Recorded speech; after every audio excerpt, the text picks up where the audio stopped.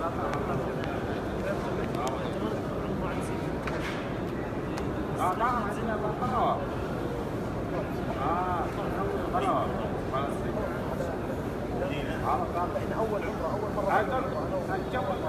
طيب لازم تعتمد على نفسك عن نفسك تعملها خلاص عمره ثانيه بس احرم من مسجد عائشه. طيب لا خلاص عن من؟ عن نفسك يعني عمره ثانيه عن نفسك بس ما يصير يعني الاحسن لك تدخل بدون لكن سير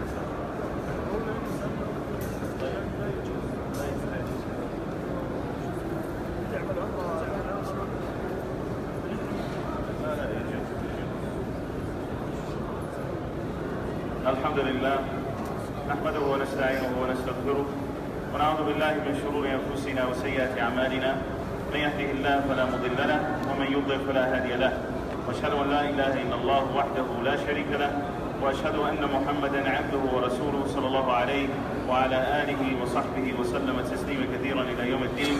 اما بعد, today which is the 12th of Ramadan, the 28th of May 2018, the 12th of Ramadan, just saying that should make us realize how fast these days have actually gone. Subhanallah, yesterday we were talking about Ramadan beginning. We have already finished the first 10 days of Ramadan. We're already in the second day of the middle 10 days of Ramadan. And as you all know, we're eagerly awaiting for the last 10 nights of Ramadan. And Allah subhanahu wa ta'ala blesses us with these opportunities to develop a pattern, develop a habit, so that when the last 10 nights come, we are able to give it our all. And this is important for us to understand.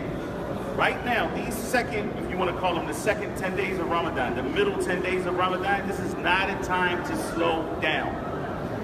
And I want you to recognize this, because so many people during this period of Ramadan, they let their foot off the gas, if you will.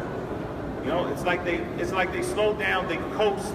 They're not pushing themselves anymore. As you know, when Ramadan started, people start off with enthusiasm. And our Prophet ﷺ mentioned in the hadith, he says, "Inna li kulli amalin shirra." For every action, there's a period of enthusiasm, right? So there's this time when you're pushing yourself, you're striving, you're doing everything you said that you were going to do before Ramadan. Reading the Quran every day. You're reading some tafsir. You're making dua. You're praying in jama'ah. You're praying qiyam al-layl to the end of it. And then the middle 10 days come, and a lot of people slow it down. They don't have that same kind of enthusiasm. And the Prophet ﷺ explained to us, وَلِكُلِّ شِرَّةٍ فَتْرَةٍ. For every period of enthusiasm, there's a period where you kind of coast, maybe even get lethargic. And you stop doing the things that you said that you wanted to do before Ramadan. And you need to, this is not for anyone except for you and for me, to look at, wait a minute, am I actually accomplishing the goals that I set forth for myself at the beginning of Ramadan? It's the 12th day now. You can take a look and you can see a pattern developing. Yes, I started out great. First day, second day, third day. I began to fall off. I came back. Now I'm coasting. No, this is not time to coast. It's time to push it up a little bit. In preparation for the last 10 nights of Ramadan. We only have a week left. We'll have a week left, and then we'll be facing the last 10 nights of Ramadan. In those nights is a night that is better than Alf Shahr, as Allah subhanahu wa ta'ala said. There's a night that's better than 1,000 months. And we're not going to get that night if we don't strive. And if Allah subhanahu wa ta'ala doesn't open up his gates of mercy for us. So we have to push ourselves, even now. And as Al-Hasan al-Basri rahimahullah ta'ala said, Ya bana Adam innama anta ayyam. Oh, son of Adam, you're nothing but days. And if you think about your life, what it really means, when you stand in front of Allah subhanahu wa ta'ala, it's not going to be the wealth that you acquire. It's not going to be the riches that you've had of life, or your education even, or any of those things.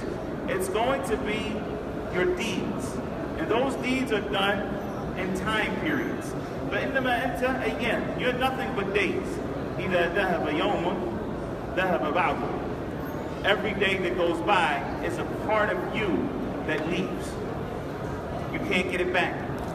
It's not going to come back. And so it's very important that we take advantage of our time. We take advantage of our time. As the Prophet ﷺ said in this hadith, to finish it up, he said, فَمَنْ كَانَتْ فَتْرَتُهُ إِلَى سُنَّتِي فَقَدْ اهْتَدَى. Whose ever period of coasting, of lack of enthusiasm, is to my sunnah. In other words, he still doesn't go off the path. He still stays moderate in that course of emulating our Prophet ﷺ, then he will be guided. And so it's important that even during the times where we may not feel the same energy that we feel at other days, you have good days and you have bad days. Or you have good days and you have days that are not so good. But on those days, you still have to stay focused. Make your intentions be for Allah subhanahu wa ta'ala alone. Don't totally leave off something. Don't totally leave off the good deeds that you're doing. You may find a day, alhamdulillah, Allah subhanahu wa ta'ala has blessed you. You're feeling enthusiastic and energetic, and you read 3 juz of Quran, 4 juz of Quran. The next day, you may not have the same amount of time.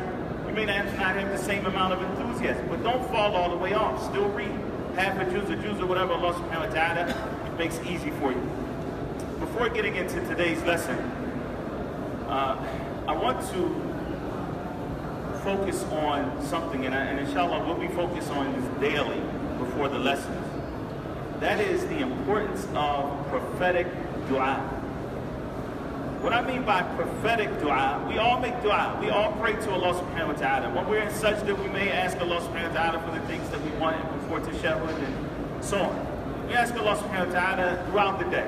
We make dua to Allah azza wa jalla. But the prophetic dua is the dua that the Prophet ﷺ himself used to make to Allah. And many of those have been recorded.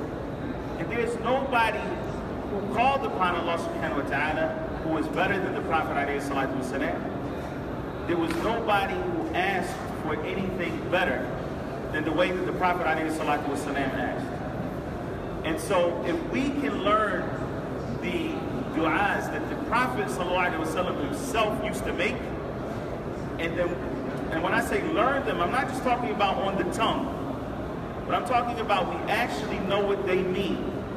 And then we ask Allah subhanahu wa ta'ala for those things. This is going to be better for us than any du'a that we may make up in our minds. And on that note, for those of you who have made Umrah or who will be making the Umrah, when you're going around for Tawaf, have you ever heard somebody who's leading a group of people behind them and they're making dua and the people behind them are also making dua? Just 1 second.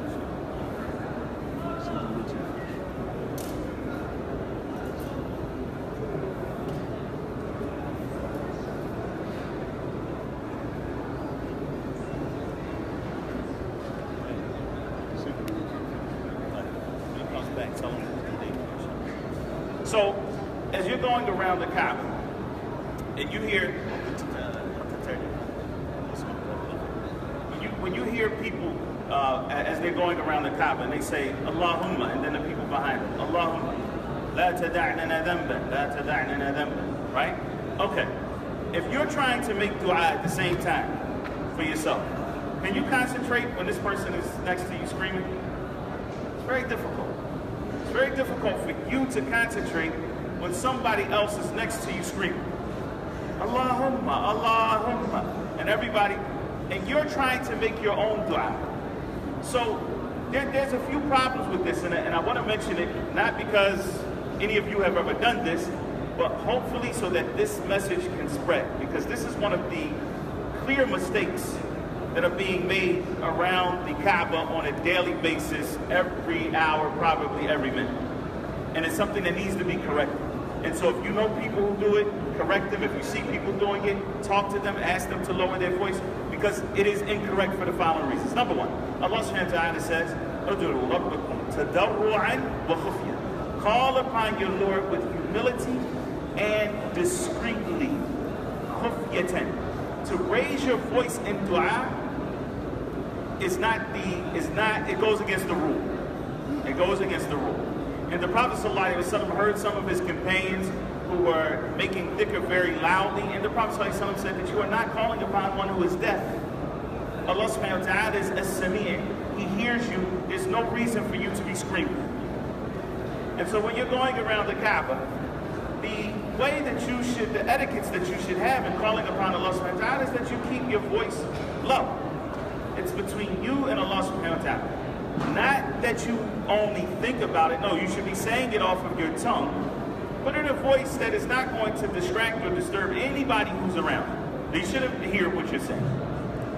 So that's number one. The second thing is that our Prophet ﷺ said, إِنَّ اللَّهَ لَا يَقْبَلُ دُعَاءً مِنْ قَلْبٍ غَافِلٍ لَاهٍ. Allah does not accept the dua that comes from a neglectful heart, a heart that is unattentive. In other words, these people, many times, who are making dua, and this is frequent amongst non-Arab speakers, they don't even know what they're saying. The person in front of them is just telling them what to say, but they don't actually know what they're saying. They're just repeating what's being said. And if you don't know what you're saying, it's very difficult for that to be a sincere dua, because you don't even, what is prayer? What is dua? You're asking Allah for something. How are you making dua if you don't know what you're asking for? You understand? It's contradictory. It's not really dua. It's just you're repeating like any parent could do, except that you're a human being. But your actions are the actions of a parent. And so here, this is also ineffective when it comes to calling upon Allah subhanahu wa ta'ala. It's going to be much better for a person who's going around the Kaaba to make dua for themselves with whatever is easy for them in their own language than to repeat after somebody and they don't know what they're talking about. They don't know what they're saying. The third thing is that, and we'll stop at this point when it comes to this. The third thing is that it is extremely disturbing to the other people who are trying to make dua. And to disturb people from ibadah is sinful. And our Prophet ﷺ prohibited you from reading the Quran in a loud voice if it's going to distract the musalli. It's going to distract the people that are praying. This comes in a hadith in Sunnah Nabi Dawah. So, if you are not supposed to raise your voice in a manner that is going to distract the other believers from their worship in the Masjid, and you are in the Masjid when you're making tawaf as well, then you need to be careful about that. You need to be careful about distracting and disturbing the believers as they are also trying to make tawaf and make dua to Allah subhanahu wa ta'ala. So here we have three things. We'll go over them again. Number one is that it is from the command of Allah subhanahu wa ta'ala that we call upon Him with humility and discreetly. That's number one. Number two is that you are, when calling upon Allah subhanahu wa ta'ala, that you know what you are saying. And number three, that you avoid distracting the believers. So back to our point of dua, because Ramadan is a month of fasting, and it is a month of dua. It's a month that we should be striving to call upon Allah subhanahu wa ta'ala more than we do on normal occasions. And every time is a time for dua. But specifically during the month of Ramadan, if you look at those ayat, how many places did Allah subhanahu wa ta'ala talk about Ramadan in the Quran? How many places? You've been reading the Quran this month. How many times have you come across Allah subhanahu wa ta'ala talking about Ramadan? Only once. Only once does Allah subhanahu wa ta'ala talk about the month of Ramadan, and that's in Surah Al-Baqarah. And there are 4 ayats that talk about Ramadan. In the middle of those ayats, Allah subhanahu wa ta'ala says, وَإِذَا سَأَلَكَ عِبَادِي عَنِّي فَإِنِّي قَرِيبٌ أُجِيبُ دَعْوَةَ الدَّاعِ إِذَا دَعَانِ. Allah says, if my servants ask you, O Muhammad sallallahu alaihi wasallam, about me, say I am close. I am near. أجيب دعوة الداعي إذا دعان. I respond and I answer the prayers of those who call upon me when they petition me, when they pray to me. I answer their prayers. So Ramadan is a month of dua. It's a month that we should do what? That we should train ourselves to make more dua. And so at the beginning of our lessons, inshallah ta'ala, every day for the remainder of this month, we're going to start with dua. We are going to memorize, bi'idhnillahi ta'ala, some prophetic dua. Du'as that the Prophet sallallahu alaihi wasallam used to make, and he used to encourage us to make, with the hope that, inshallah, Ramadan doesn't end except that you have memorized 2, 3, 4, 5 more du'as than you used to know, and that for the rest of your life, you make these du'as. That you incorporate these du'as in your life. That you know what they mean. That you ponder over the meanings of what you're really asking Allah subhanahu wa ta'ala for. And then you strive for whatever it is that you ask Allah for. Not that you sit there and you wait for it to come to you, but that you strive. So, the first dua that we're going to cover today, we're not going to cover all of it. I want you to listen to it. I'm going to translate it. I'm going to talk about the first part of this dua, and you're going to memorize the first part of this dua. Bi'idhnillah, we're going to memorize it together. And then, bi'idhnillah, for the rest of your life, you can remember that it was the Ramadan of 1439, Ramadan of 2018, that you memorized these du'as and you've been saying them since.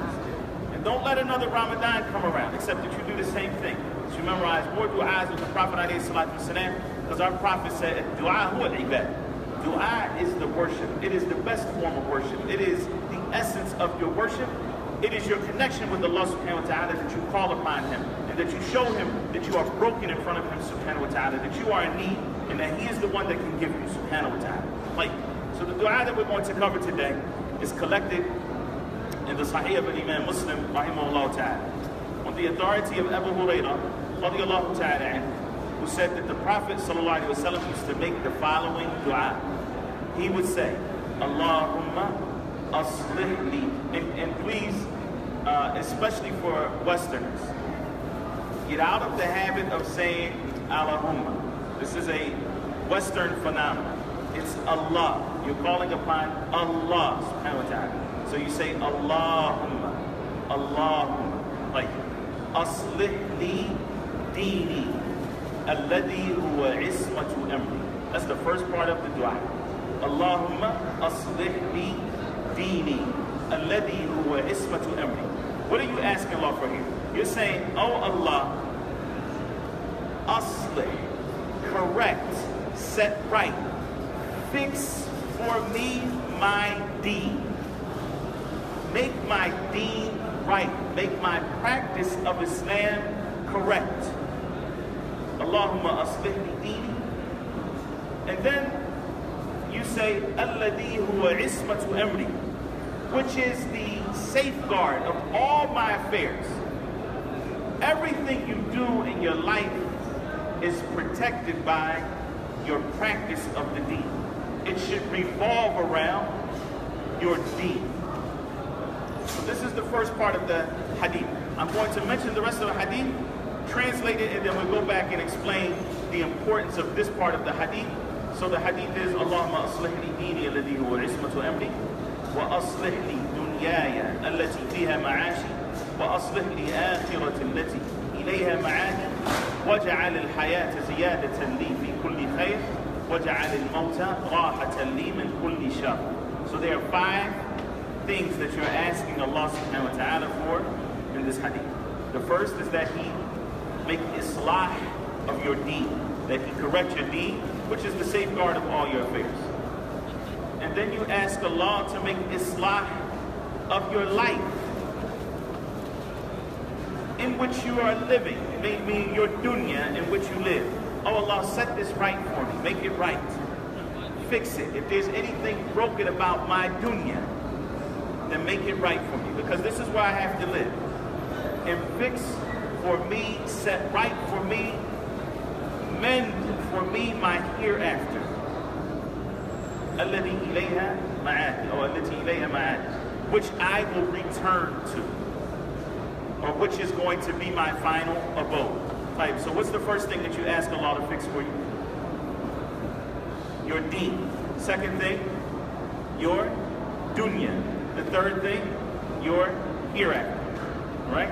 And then you say, وَجَعَلَ الْحَيَاةَ زِيَادَةً لِي فِي كُلِّ خَيْرٍ, and make this life an increase for me in all that is good. Oh Allah, make this life for me an increase in all that is good. وَالْمَوْتَ رَاحَةً لِي مِنْ كُلِّ شَرٍ, and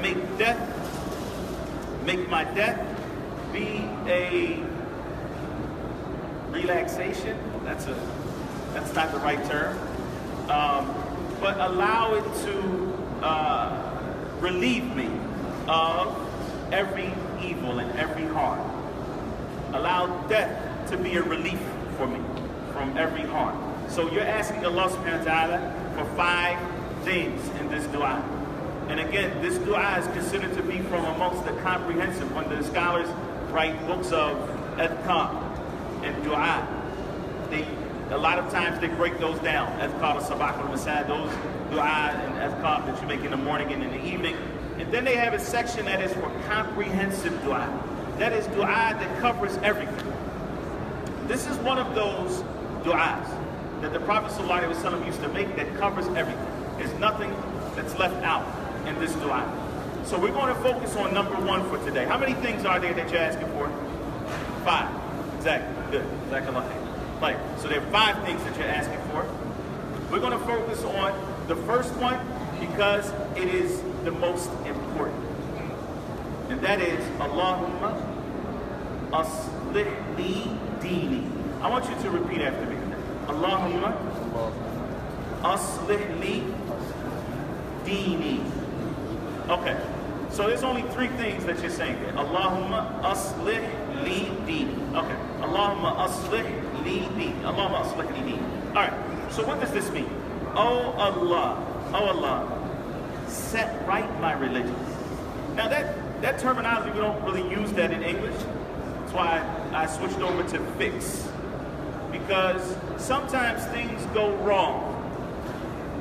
Sometimes things go wrong in your understanding of the religion. Sometimes things go wrong in your practice of the religion. Sometimes the Prophet ﷺ didn't used to turn down a tea and being perfumed. Sometimes things go wrong in your understanding or your practice or your belief. You're asking Allah subhanahu wa ta'ala to fix all of that for you, to make it right. Why? Because your deen is ismatu amri. It's the thing that keeps all of my affairs together. It keeps everything right. Brothers in Islam, know for a certainty that you have no commodity. You have nothing that is more valuable to you than your deen. You could lose everything and have your deen and you'll be fine. And you could have everything and lose your deen and you will not be okay. And when I say everything, I mean from material and these type of things. It's not going to make you okay. And subhanAllah, why do you think that there are people who have a lot of worldly possessions and they're still not happy? I mean, the epitome of that is that some of them would commit suicide, right? But not everybody commits suicide that's not happy. But they still live an unhappy life. They have a lot of money, but they still have to go see a psychiatrist or a psychologist every week. Why? Because they're depressed. But they have everything, or they think they do. But if you don't have deen, then your life loses its focus. When you have deen, you live a life of dignity, you live a life of honor. Allah subhanahu wa ta'ala gives you focus in life. It allows you to prioritize. It allows you to see the world through a lens that many people don't get to see this world through. it allows you to see things for what they really are. Allah Azza wa Jalla, when describing those who do not follow this deen, and those who are basically what we would call dahriyun, or atheists, they believe in time, they believe in the eternalness of, matter and energy. Allah subhanahu wa ta'ala says about them, يَعْلَمُونَ ظَاهِرًا مِنَ الْحَيَاةِ الدُّنْيَا. They know what is superficial about this life. But when it comes to the hereafter, they're heedless. And subhanAllah, what does it mean for a person to go through this whole life, 70 years, 80 years, 90 years, 100 years, only to die and then face the reality of the hereafter? SubhanAllah. Because they thought that everything was based on this life. And so this life to them is not a preparation for something to come. It is the be-all, end-all. يَعْلَمُونَ ظَاهِرًا مِنَ الْحَيَاةِ. SubhanAllah. It's similar to a person who goes to school just to say that they attended. You go to school for what? Other people went to school because they recognized that high school was a bridge to college, which was a bridge to a career, which was a bridge to building a family, and so on. This person had no idea of these realities. So they went to school and they went to sleep, they got marked president, fine, whatever. But they didn't learn. Maybe they didn't even get a certificate at the end, because they weren't able to pass their classes. Because for them, the ultimate goal was just to be there. And this is what happens to so many people who don't believe in a hereafter. Their goal is just to live this life, whatever makes them happy. So they say. Even though many of them never achieve happiness, and they can never achieve true happiness without their hearts being attached to the one that created them. Though they may placate themselves through whatever means that they use, whether it's entertainment, whether it's drugs, whether it's social activism, which is a good thing, but they use that so they don't have to think about other things. It becomes their drug. It becomes their drug. So that they can forget, that they fill that gaping hole that they have inside of their chests, because they're not attached to Allah subhanahu wa ta'ala. So your deen is the most valuable thing that you have. And because it gives you that honor, because it makes you principled, there are people who do not want you to have a deen. Because when you are a slave to Allah subhanahu wa ta'ala, you won't be a slave to them. And they need you to be a slave to them. They need you to be a cog in whatever system or wheel that they've got going on, so that you can serve their interests, and so that you can serve the interest of whatever ism it is that they're pushing at that time, whether it's capitalism or socialism or communism or nationalism or secularism or whatever other ism they have going on. If you have real deen and you have real attachment to your creator, you won't be a slave to that system. And that's not beneficial to them. And so they want to strip you of the thing that gives you your very honor, so that you can be reprogrammed by them, so that you work for their system. It's not that they want to free you. They do it in the name of freedom, in the name of democracy, in the name of all of these things. So that because you, poor Muslim, are oppressed by your religion. And so we're here to come and free you, really. As a Muslim, the ultimate freedom is in my servitude to Allah subhanahu wa ta'ala. That is my ultimate freedom. But they want to strip you and me of that in the name of freedom, so that I can be reprogrammed and become a part of their system. And so we ask Allah subhanahu wa ta'ala to make right for us our deen. Because it is the ismah, as the Prophet ﷺ said, it is that safeguard of all of our affairs.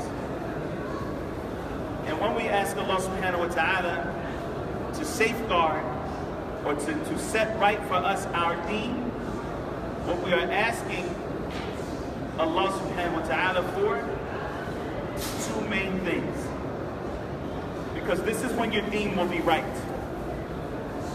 We're asking Allah subhanahu wa ta'ala for sincerity.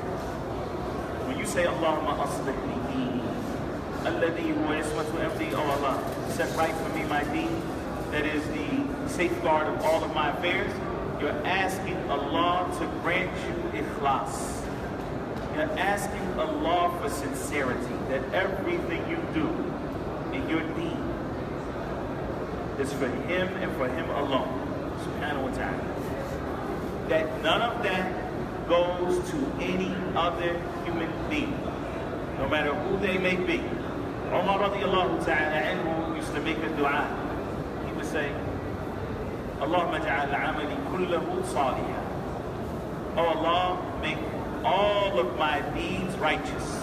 Make all of my actions righteous. وَلِوَجْهِكَ خَالِصًا. And make it, make those deeds sincerely seeking your face. And no one else. وَلَا تَجْعَلْ لِأَحَدٍ فِيهَا شَيْئًا or فِيهِ شَيْئًا. And don't give any of it to anyone else. Don't make any of it be for anyone else. So when you're asking Allah to set right your deen, you are asking Him for sincerity, and you're asking Him for both the knowledge and the will to emulate the teachings of our Prophet sallallahu alaihi wasallam. That is how your deen becomes right. Because nobody practiced the deen of Allah azza wa jal like our Prophet alayhi salatu wasallam. And we as Muslims have to know what his sunnah is so that we can then follow his sunnah alayhi salatu wasallam. By doing those two things, our deen will be right, because we'll be doing it as the Prophet alayhi salatu wasallam did it. We'll be doing it the way that his companions followed him. So this is what you're asking Allah subhanahu wa ta'ala. Are we clear on the importance of our deen and what it means for our deen to be set right? Because there may be things that we are doing right now that are not in accordance to the teachings of our Prophet alayhi salatu wasallam. There may be things that we believe right now. There may be notions that we have that don't coincide with what Allah subhanahu wa ta'ala has revealed. And so when we ask Allah to set right for us our deen, we're asking Him subhanahu wa ta'ala to give us that knowledge and that willpower to, number one, be sincere to Him subhanahu wa ta'ala, and number two, to follow revelation. Whether that revelation is in the Quran or in the sunnah of our messenger alayhi salatu wasalam. So here, this is the first part of this dua. What are we asking Allah subhanahu wa ta'ala for in this dua? How many things? 5 things. The first of those things is that He corrects for us and sets right for us our deen. We'll cover the next 2 tomorrow, inshallah, and then the following 2 on Wednesday. So it'll take us 3 days to cover this dua. The first part of the dua is Allahumma, repeat after me, Allahumma aslih li dini alladhi huwa ismatu amri. That's it. Allahumma aslih li dini alladhi huwa ismatu amri. And I believe this hadith, Allahu a'lam, I believe it's in Hisn al-Muslim. If you know that small book on dua called Hisn al-Muslim, I believe it's in Hisn al-Muslim. And inshallah ta'ala, I'll try to find it and give you the number tomorrow so that you can look at it and follow up with it, inshallah ta'ala. The meaning again of that part of the dua is, oh Allah, set right for me my religion, which is the safeguard and the protection for all of my affairs. Like, we're going to move on to our study, which is the book of Tawhid. And we have made it to the 6th chapter in the book of Tawhid. And again, as we study dua, like we just talked about dua, that dua is for Allah subhanahu wa ta'ala alone. If someone was to call upon other than Allah subhanahu wa ta'ala, then that would be the opposite of what we're doing. What we're doing is Tawhid. It's that worship of Allah subhanahu wa ta'ala alone, calling upon Him alone. If someone was to call upon other than Allah, then they would now be taking an act of worship that has to be specifically for Allah subhanahu wa ta'ala and making that act of worship for someone else. And once you do not single out Allah, that's called Tawheed, to single out Allah, If you assign a partner to him, subhanahu wa ta'ala, then that linguistically and from a religious perspective is called shirk. The same way that your partner is called a sharik. So it's from the same root. And a company is called a sharika. Okay? Because you, in general with companies, there are multiple partners at the top. There are multiple partners at the head. Okay? So we are now covering the book of Tawhid, the 6th chapter, which is entitled Tafsir Tawhid wa Shahada and La ilaha illallah. So the author, rahimahullah ta'ala, gives us the title, which is to clarify, to explain Tawhid and La ilaha illallah. And La ilaha illallah.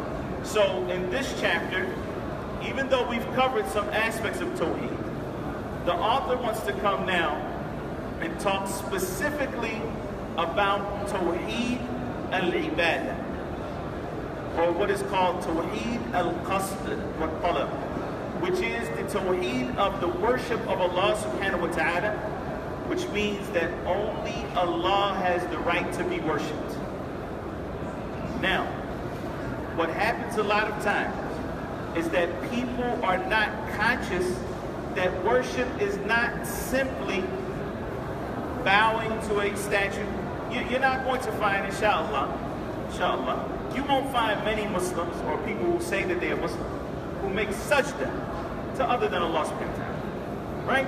You're not going to find too many Muslims who bow to other than Allah subhanahu wa ta'ala. Which are also important because now, for example, and this is also, critical for us to understand. As some of the scholars of Islam have said, like Ibn al-Qayyim rahimahullah ta'ala, Tawheed, he says, is a ma'danun latif, which can be literally translated as a delicate mineral, or we can say a precious metal. Tawheed is a precious metal, which can be scratched by almost anything. Now pay attention to that. You know precious metals, what happens when they get scratched? They lose their value. They get blemished. And Tawheed is the most valuable aspect of your Islam. That's what Islam is predicated upon. Because Islam is built upon the Shahada, that you testify to La ilaha illallah, which is a testimony of Tawheed, that Allah subhanahu wa ta'ala is the only one that has the right to be worshipped. That precious metal may be scratched by almost anything, which is why the Prophet ﷺ was very cautious even about words. And we're going to cover that. You know that man that came to the Prophet ﷺ and he said, "Ma sha'Allahu wa shit." What Allah wills and what you will. What Allah wills and what you will. Play it. Is there something wrong with that statement? Basically, the man is saying, well, whatever Allah wills and whatever you will. Why would he say something like that? Because human beings have a will. Don't you have a will? You have a will. If you want to stand up right now, you stand up. You want to sit down, you sit down. If I tell you to close your eyes and you want to, you'll close your eyes. If I tell you to open them and you want to, you open them. You have a will. Correct? So you have a mashiach, you have a will. Okay. That will, of course, is not a totally independent will. The only one who has a totally independent will is Allah subhanahu wa ta'ala. And that is why Allah says about us, وَمَا تَشَاءُونَ إِلَّا أَن يَشَاءَ اللَّهُ. But you do not will unless Allah wills. In other words, you can only do that because Allah subhanahu wa ta'ala has given you the ability and allowed you. So if I told you to stand up, and you said, okay, I'm going to stand up, but then Allah subhanahu wa ta'ala, there's something happened, you had a little pain in your leg or something like that, and you couldn't stand up, then Allah did not will for you to stand. So even though you have a will, your will is secondary, right? It follows, and it is not a totally independent will. Rather, it is dependent upon the will of Allah subhanahu wa ta'ala. So when that man says to the Prophet sallallahu alaihi wasallam, "Ma sha'Allah wa shit," what Allah wills and what you will, the Prophet sallallahu alaihi wasallam didn't let that slide, and he said to him, "Aj'altani lillahi niddan?" Have you made me a rival with Allah subhanahu wa ta'ala? Have you made me equal with Allah? قُلْ مَا شَاءَ اللَّهُ ثُمَّ شِئْتَ or مَا شَاءَ اللَّهُ وَحْدَهُ. Say what Allah wills alone. What Allah alone wills. That's what's going to happen. Or what Allah wills and then what you will. Not on the same level. Don't make me equal with Allah subhanahu wa ta'ala. Now this man obviously had no intention of making the Prophet ﷺ an equal with Allah subhanahu wa ta'ala. That wasn't his intention.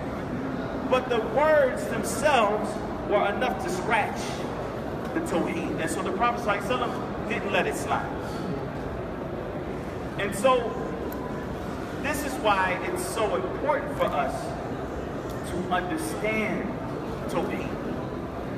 And if you look at it following the previous chapter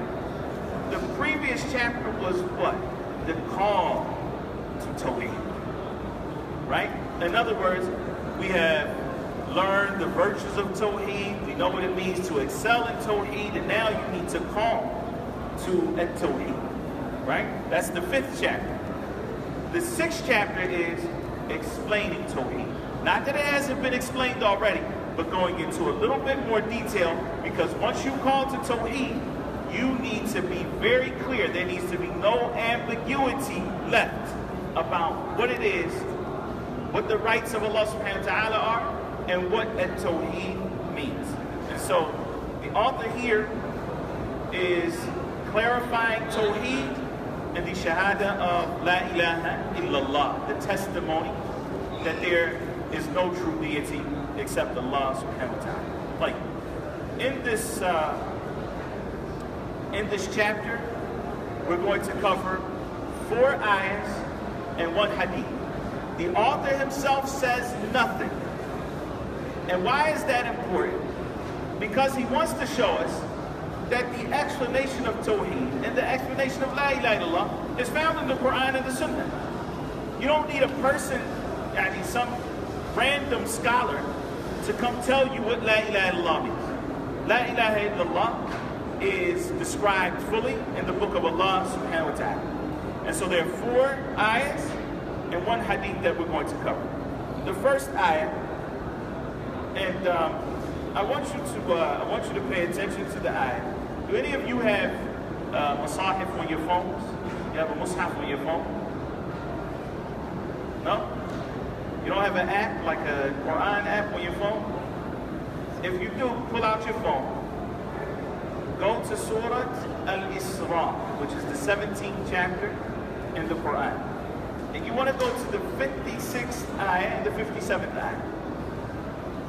Allah subhanahu wa ta'ala says in the Quran, قُلْ إِذُوا الَّذِينَ زَعَمْتُمْ مِن دُونِهِ فَلَا يَمْلِكُونَ كَشْفَ الضُّرِّ عَنْكُمْ وَلَا تَحْوِيلًا قُلْ إِذُوا الَّذِينَ زَعَمْتُمْ مِن دُونِهِ.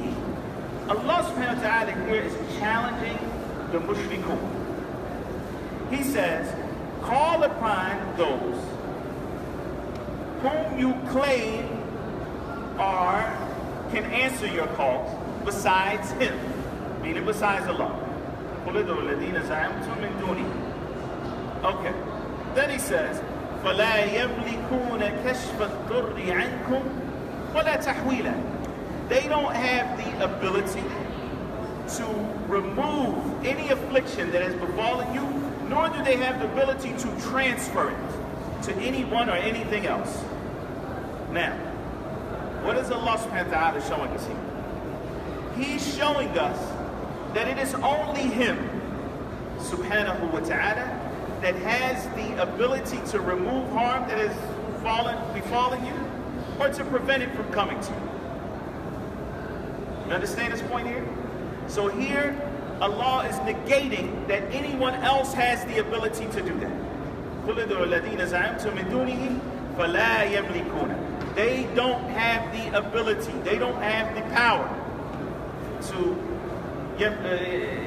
كشف الضر عنكم, to remove any harm that has come to you or to transfer. Like then Allah subhanahu wa ta'ala says from there. So remember what we said about Tawhid? Remember that we said to single out anything, you have to affirm something and you have to negate something. You remember that? It's important that these concepts stay with us. If I want to say that Zayd is standing and I want to make Tawhid of this statement, then I have to say that Zayd is the only one standing. Or Zayd is standing and nothing or no one else is. I have to have both. If I just say Zayd is standing, then I can also say Khalid is standing and Amr is standing. There's no singling out here. So for Tawheed, we have to have both affirmation and negation. Here in this ayah, Allah negates that any deities have the ability to do these things, any of the gods that they call upon. And then Allah subhanahu wa ta'ala says, أُولَٰئِكَ الَّذِينَ يَدْعُونَ يَبْتَغُونَ إِلَىٰ رَبِّهِمُ الْوَسِيلَةَ أَيُّهُمْ أَقْرَبُ وَيَرْجُونَ رَحْمَتَهُ وَيَخَافُونَ عَذَابَهُ إِنَّ عَذَابَ رَبِّكَ كَانَ مَحْذُورًا. So Allah subhanahu wa ta'ala goes on to say in these ayahs, those. What are you talking about, those? When you read the Quran, pay attention to the pronouns. When you read the sunnah of the Prophet, pay attention to the pronouns. Allah subhanahu wa ta'ala says those, meaning those that you have called upon. Besides Allah, they call upon, they themselves are seeking means of access to Allah. Okay, let's look at this. The Christians, besides Allah subhanahu wa ta'ala, they call upon who? They call upon Jesus. And they say, they're called to Isa alayhi salatu wasalam. Allah is saying, Isa does not have the ability to lift or remove any harm that has befallen you. In fact, he himself, يَبْتَغُونَ, he and those whom you call upon besides Allah, يَبْتَغُونَ إِلَىٰ رَبِّهِمُ الْوَسِيلَةَ, they themselves are seeking to draw closer to Allah. They themselves are seeking to draw closer to Allah. That's a deep concept, because now the same one that you are making dua to, which Allah subhanahu wa ta'ala is saying is shirk, that same one that you are calling upon, he is calling upon Allah subhanahu wa ta'ala. So his act is Tawheed, and your act is not yours, but their act is shirk. If they are calling upon angels, the angels are calling upon Allah subhanahu wa ta'ala. So Allah is clarifying here that those ones that you are calling upon, they themselves, يَبْتَغُونَ إِلَىٰ رَبِّهِمُ الْوَسِيلَةَ, they are trying to get closer to Allah. يَبْتَغُونَ, يعني it is their desire to draw closer, to draw nearer to Allah subhanahu wa ta'ala. وَيَرْجُونَ رَحْمَتَهُ أَيُّهُمْ أَقْرَبُ, يعني which of them is closer? وَيَرْجُونَ رَحْمَتَهُ, and they hope in His mercy. وَيَخَافُونَ عَذَابًا, and they fear His punishment. Like, what did Allah subhanahu wa ta'ala say about those who are calling upon Him here? He says that they love Him, and that they fear Him, and that they hope in Him subhanahu wa ta'ala. And these are what are known as arkanul ibadah. These are the three essential elements, or pillars, if you will, of worship. That you love Allah, and that is the most important, and we'll cover that a little later in the chapter, inshallah. That you hope in Allah, يَرْجُونَ رَحْمَتَهُ, that you hope in His mercy, وَيَخَافُونَ عَذَابًا, and that He fears punishment. These three are the pillars of your worship. They are the essential matters in worship. And so Allah subhanahu wa ta'ala affirms here that He alone is the one that should be called on. That if we're going to invoke anyone, that we invoke Allah subhanahu wa ta'ala alone. And that all of the deities besides Him are to be shunned and that this is the meaning of Tawhid. The meaning of Tawhid, therefore, we look just at this verse, or these two verses in Surah Al-Isra. What is the meaning of Tawhid? It is to worship Allah and to reject the worship of other than Allah. To worship Allah, to reject the worship of other than Allah. Clear? That is what Tawhid is like. Allah subhanahu wa ta'ala also says, وَإِذْ قَالَ إِبْرَاهِيمُ لِأَبِيهِ وَقَوْمِهِ إِنَّنِي بَرَاءٌ مِّمَّا تَعْبُدُونَ إِلَّا الَّذِي فَطَرَنِي فَإِنَّهُ سَيَهْدِينِ وَجَعَلَهَا كَلِمَةً بَاقِيَةً فِي عَقِبِهِ لَعَلَّهُمْ يَرْجِعُونَ. Right. The point that we want to cover in this ayah is when Ibrahim said to his father and to his people, إِنَّنِي بَرَاءٌ مِّمَّا تَعْبُدُونَ. I am completely innocent of, I disassociate myself from everything that you worship. Okay. The people of Ibrahim, what did they worship? Did they worship Isa alayhi salatu wasalam? Huh? No? Why not? Why did they worship Jesus? Because what? Because he wasn't born yet. Exactly. He wasn't born yet. Like, what did they worship? When Ibrahim had the argument, or the debate, if you will, with his father and his people, he debated them about what? Star, the moon, the sun. What did they used to worship? They used to worship celestial beings, stars, planets. Any celestial beings they used to worship. And the people of Noah, what did they used to worship? Why did Allah subhanahu wa ta'ala, what was going on at the time when Allah subhanahu wa ta'ala sent Noah to his people? What did they begin to worship? Huh? They began to worship idols that represented what? That represented the dead, the deceased. So they were worshiping idols that to them represented the pious people that came before. The people of Ibrahim, they were worshiping the stars, celestial beings, which they also believed were representative of the Creator's power. But that's it. Like, so the point here is that what? Ibrahim said, I am bara. I have disassociated myself. I'm free. I'm innocent of all of those things that you worship. But did he stop there? He said, إِلَّا الَّذِي فَطَرَنِي. Because they also, along with the stars, what else did they worship? They worshiped Allah. You see, and this is the point that a lot of us don't fully digest. Even with the mushrikun at the time of the Prophet, they worshipped Allah. That wasn't the problem. The problem is they didn't worship Allah alone. They didn't only worship Allah.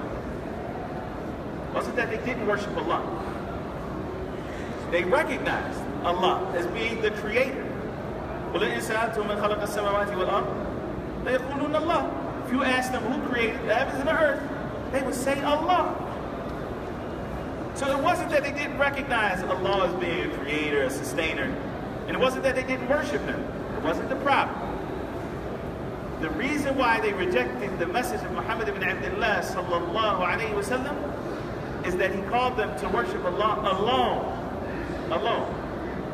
أَجَعَلَ الْآلِهَةَ إِلَهًا وَاحِدًا إِنَّ هَذَا لَشَيْءٌ عُجَابٌ. Is he trying to say that all of the deities, that all of what we worship should be only one? Should be only one. This is something that is strange.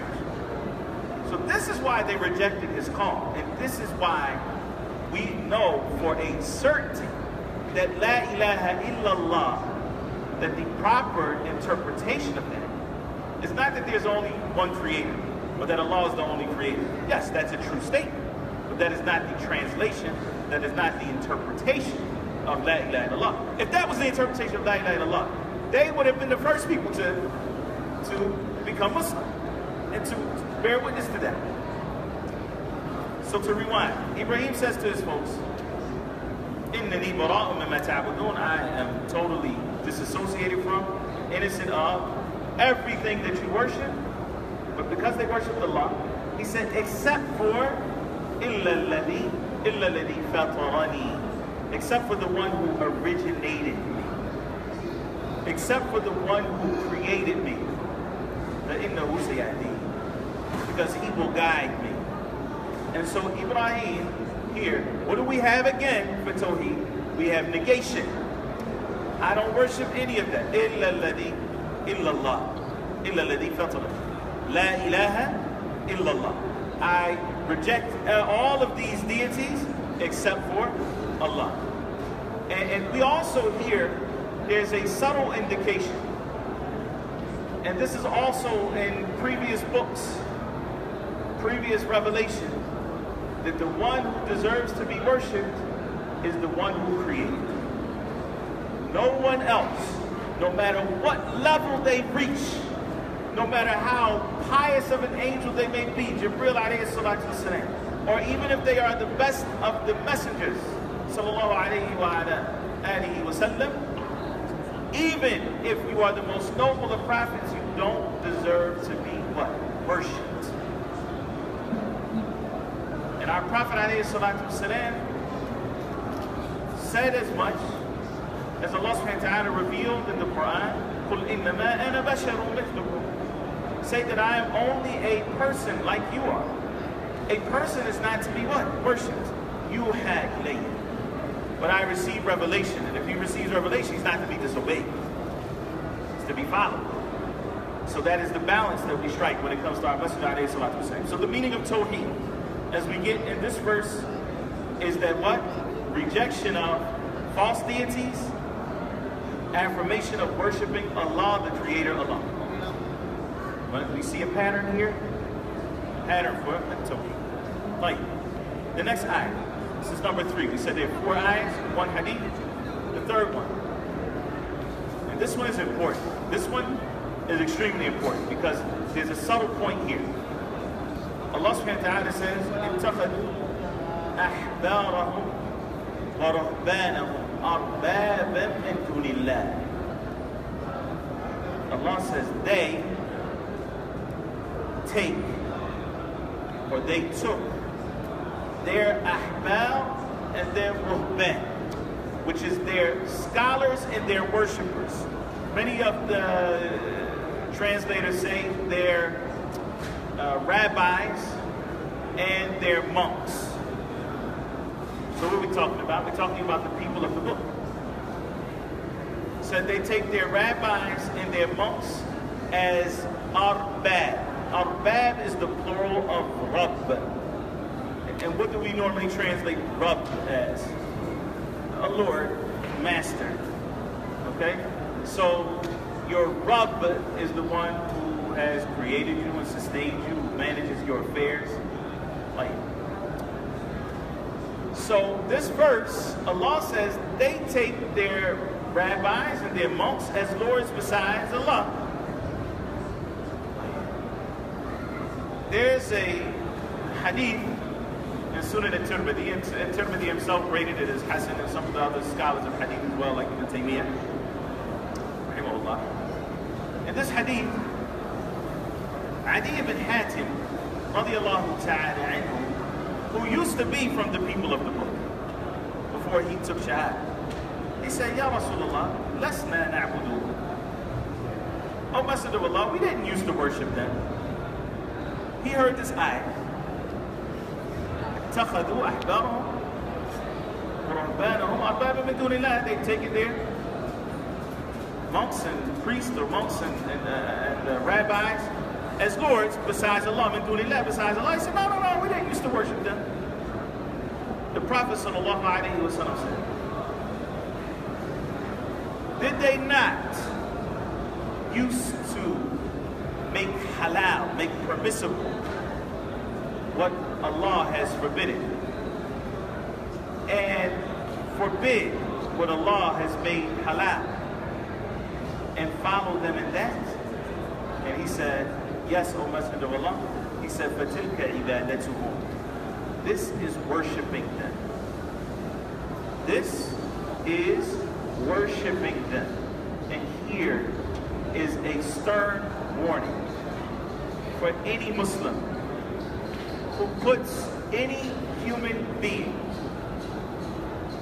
at the level of a tashri', that is, that they have the right to determine what is halal and what is haram besides Allah subhanahu wa ta'ala. No human being can come down. It doesn't matter how pious they are, what madhab they may follow. They may be the greatest sheikh on planet Earth. They do not have the ability, they do not have the permission to be followed and making permissible what Allah subhanahu wa ta'ala made haram, or making haram what Allah subhanahu wa ta'ala made halal.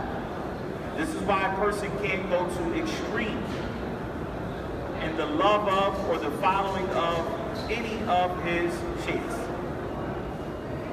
Because these are the same thing. The rabbis are the sheikhs of the Jews, and the priests are the sheikhs of the Christians. We can't go to that level now where we look at them as being infallible and that what they say becomes revelation from Allah subhanahu wa ta'ala. So it has to be measured and gauged with revelation. Book of Allah, the sunnah of His Messenger alayhi salatu wasalam.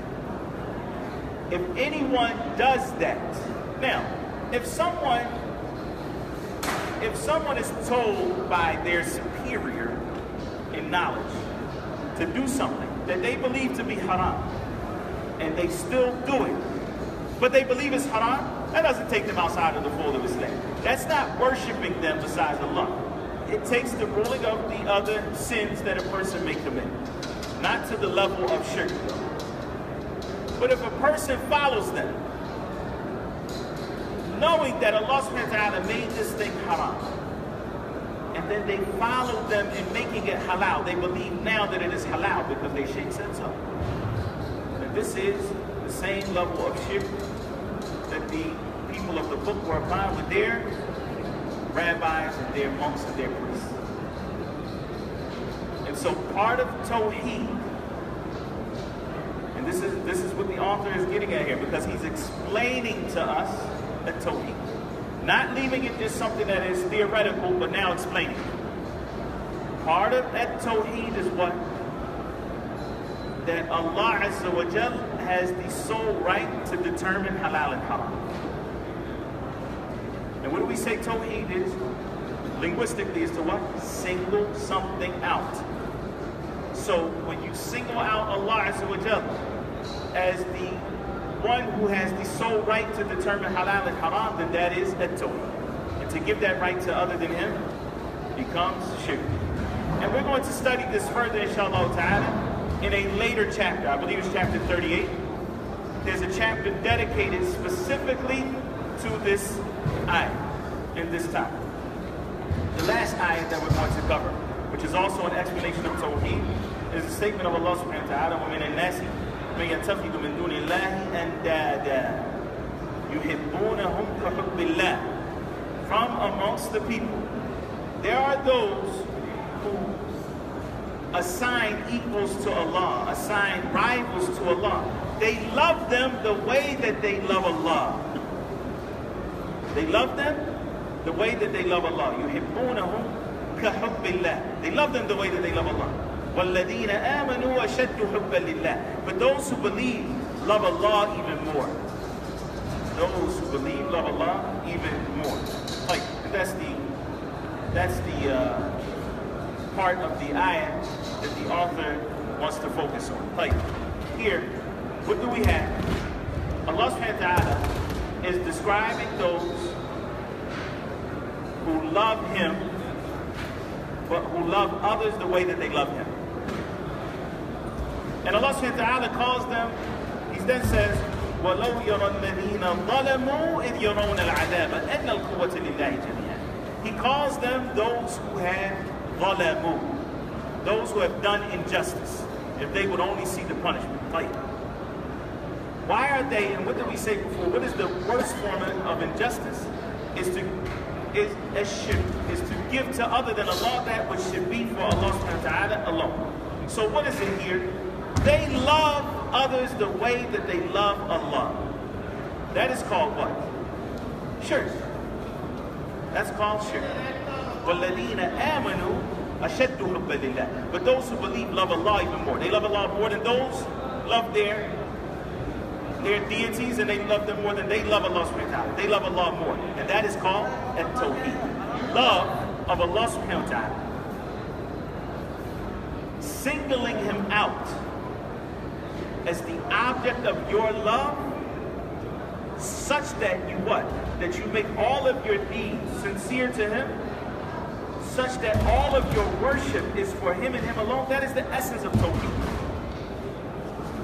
That is the essence of Tawhid. And for that reason, what did we say are the three arkan of ibadah? The three essential elements of worship are what? Yeah. Speak up. Loving him, fearing him, and hoping in him subhanahu wa ta'ala. Love, the love of Allah subhanahu wa ta'ala, because it's the essence of Tawheed, it has no limit. There's no such thing as loving Allah subhanahu wa ta'ala too much. The other two, and this is where love is different from fear and hope, the others do have limits. As Ibn Rajab rahimahullah ta'ala mentions, there is a point where fear has to stop. Where your fear of Allah subhanahu wa ta'ala, if it goes too far, it becomes unhealthy. And that's when you get to the point where you despair from Allah's mercy. Because you've done wrong, you fear so much that you despair from Allah's mercy. This is haram. Matter of fact, despairing from Allah subhanahu wa ta'ala's mercy is min kaba'ir al-dhunub. It is from the major sins. So there is a theoretically, and in fact practically, there's a limit to healthy fear. It goes beyond that, it becomes haram. Same thing with hope. Hope has a limit. If you go beyond that limit, now you feel secure from Allah's punishment because of your hope. When it gets to that level, the hope is no longer healthy. So hope and fear have limits. The love of Allah subhanahu wa ta'ala has no limit whatsoever. You cannot love Allah too much. It's impossible. And it is the basis of your Tawheed. When you love Allah subhanahu wa ta'ala the way that you are supposed to, you are going to worship him subhanahu wa ta'ala alone. You are going to find in your heart the desire to comply with his commands. The Prophet ﷺ was instructed in the Quran to say, قُلْ إِن كُنْتُمْ تُحِبُّونَ اللَّهَ فَاتَّبِعُونِي يُحْبِبُكُمُ اللَّهُ. Say, it's the Prophet ﷺ saying to the Sahaba, if you really love Allah, you claim, this is your claim, to love Allah, then follow me. So look, here's the thing, and this is something I want you to teach the people that you go back to. To say that you love Allah is not enough. A claim off the tongue, I love Allah, I have a good heart, I'm a good person, that claim is not enough. In kuntum tuhibbun Allah, fattabi'uni, the Prophet said, then follow me. Then follow me. What's going to be the result of you following the Prophet? Allah will love you, and he will forgive you of your sins. That's why some of the Salafi used to say, in explaining this ayah, لَيْسَ الشَّأْنُ تُحِبُّ وَلَكِنَّ الشَّأْنُ تُحِبُّ. The issue is not that you love. The issue is that you receive love. That you be loved. It's not about you claiming that you love Allah. The real issue is that Allah loves you. And how will that happen? When you follow the Prophet ﷺ. You see, a lot of people think that love is just something that you say. But wallahi, you wouldn't accept that. You wouldn't accept it from your children who say, Daddy, I love you, and then they do everything to disobey you. How's that love? How do you show that you love me? How do you show that you appreciate the sacrifices that I've made for you, the roof that I put over your head, the things that I did so that you could be educated. How do you show that love? By disobeying me, by doing everything in contradiction to what I've told you to do. But I love you. I really love you. Really? Is that love? It's not love. It's just a statement that's made off the tongue. Love requires action. It is because you love your wife, you love your children, that you get up and you go out and you work and you do something maybe you don't even like to do. You do 30 years of labor in something that you don't like to do. You get up every day and do it because you love them. And when you love Allah subhanahu wa ta'ala, you're going to push yourself to do things maybe that you don't actually like. But that if you, bi'idhnillah, are consistent in that Allah subhanahu wa ta'ala will open up your heart so that you love the things that He loves, subhanahu wa ta'ala. That you get to that level as a believer. That you love what Allah loves. وَمِنَ النَّاسِ مَنْ يَتَّخِذُ مِنْ دُونِ اللَّهِ أَنْدَادًا يُحِبُّونَهُمْ كَحُبِّ اللَّهِ وَالَّذِينَ آمَنُوا أَشَدُّ حُبًّا لِلَّهِ. But those who believe love Allah more. And that is Tawhid. And so the author, rahimahullah ta'ala, is clarifying for us that essential to your Tawheed and your affirmation and negation is that you affirm your love for Allah subhanahu wa ta'ala alone. And that no other part of the creation, nothing else receives that love that you give to Allah subhanahu wa ta'ala alone. This last hadith, which is collected by, the last thing that we're going to cover today, is collected by Imam Muslim. And the Nabi sallallahu alayhi wa sallam قال من قال لا إله إلا الله وكفر بما يعبد من دون الله حرم ماله ودمه وحسابه على الله عز وجل. The Prophet sallallahu alayhi wa sallam said, whoever says La ilaha illallah and rejects everything that is worshipped besides Him, then his wealth and his life will be sacred. Cannot be touched by a Muslim. And his affairs with Allah subhanahu wa ta'ala. Here, to sum up what we've covered in this chapter, the Prophet alayhi salatu wasalam explicitly lays out what you are to affirm and what you are to negate if you want to be a true practitioner of Tawhid. And this is the explanation of Tawhid. Man qala la ilaha illallah. Whoever says that there is no true deity except Allah, and he rejects and shuns everything else that is worshipped besides Allah. So we have affirmation and negation. Then he is the Muslim. He is the one whose wealth and life will be held as sacred, and the rest of his affair is with Allah subhanahu wa ta'ala. So we're to sum up this chapter. If we are to sum up this chapter, which is entitled Tafsir at-Tawhid, wa shahadatain la ilaha illallah, to clarify, to explain at-Tawhid, and the meaning of la ilaha illallah, then it's going to be summed up as follows. And I want you to catch all of this. Number one, that Tawhid must have both affirmation and negation.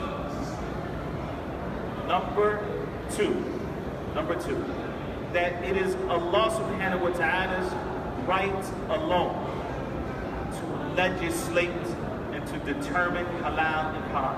That does not mean that a government cannot legislate things. It doesn't mean that they can't put up red lights, for example. When we say, no, I only have to obey Allah. We're talking about determining what is religiously halal and haram. Policies that are made by governments for the betterment of society, as long as those policies are not clearly making something halal that Allah subhanahu wa ta'ala made haram, or vice versa, then those policies are to be followed. Because Allah azza wa jal made it haram to disobey those who are in charge of our affairs. That is what Allah made haram. So now we can't make it halal to go against them unless they themselves, as the rule states in Islam, that there is no obedience to the creation and disobedience to the Creator. So as long as those policies that are made, we're not going to come and say, no, they are making halal what Allah made haram, or vice versa. The point is that Tawhid requires what? So we come here. That we single out Allah subhanahu wa ta'ala as the only ilah, right?